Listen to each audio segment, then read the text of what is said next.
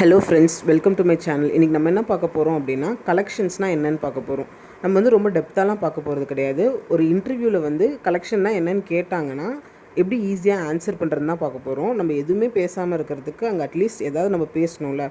So last மினிட்ல நீங்கள் இந்த வீடியோ பார்த்துட்டு போனீங்கன்னா கண்டிப்பாக உங்களுக்கு யூஸ்ஃபுல்லாக இருக்கும். மேக்ஸிமம் ஜாவாவில் வந்து இந்த கொஷின் கண்டிப்பாக கேட்பாங்க. நம்ம வந்து இந்த கொஷினுக்கான ஆன்சர் என்னென்னு பார்க்கலாம். கலெக்ஷன்னா ஒன்றுமே கிடையாது. ஒரு ரெடிமேட் இன்டர்ஃபேஸ் இல்லைன்னா கிளாஸஸை வச்சு ஒரு டேட்டாவை ஸ்டோர், மேனுப்புலேட் இல்லைனா வந்துட்டு மேனேஜ் பண்ணுறோம் அப்படின்னா அதுதான் வந்து கலெக்ஷன்ஸு. இதில் வந்து 4 மெயின் பார்ட்ஸ் இருக்குது. இதான் வந்துட்டு லிஸ்ட்டு, செட்டு, கியூ, மேப். ஓகேவா? இதெல்லாம் வந்துட்டு மெயின் பார்ட்ஸ். நம்ம வந்துட்டு இப்போ வந்து என்ன பார்க்க போகிறோம்னா அட்வான்டேஜஸ் ஆஃப் கலெக்ஷன்ஸ் பார்க்க போகிறோம். நம்ம ஏன் வந்து கலெக்ஷன்ஸ் வந்து யூஸ் பண்ணுறோம் அப்படின்றதுக்கு போகிறோம். ஏன்னா வந்துட்டு இப்போ அரே எடுத்துட்டிங்க வச்சிங்கன்னா அது வந்து ஃபிக்ஸ்டு சைஸ்.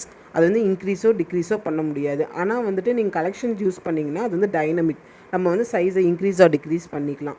அதுக்கப்புறம் வந்து இங்கே சர்ச்சிங் அண்ட் சார்ட்டிங் வந்து ரொம்ப ஈஸியாக பண்ணலாம், ரொம்ப எஃபிஷியண்ட்டாக பண்ணலாம். அதேமாதிரி நம்ம கோட் வந்து க்ளீனாக நீட்டாக இருக்கும். நம்ம வந்து கலெக்ஷன்ஸ் யூஸ் பண்ணும்போது லைன்ஸ் ஆஃப் கோட் வந்து குறையும்.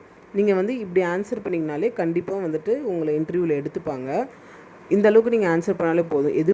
இந்த வீடியோ பார்க்குற யாருக்காவது கலெக்ஷன்ஸ் பற்றி இன்னும் நாலேஜ் இருந்துச்சுன்னா எனக்கு கண்டிப்பாக வந்து கமெண்ட்டில் ஷேர் பண்ணுங்கள். நானும் உங்களை பார்த்து தெரிஞ்சுக்கிறேன். டாட்டா பாய்.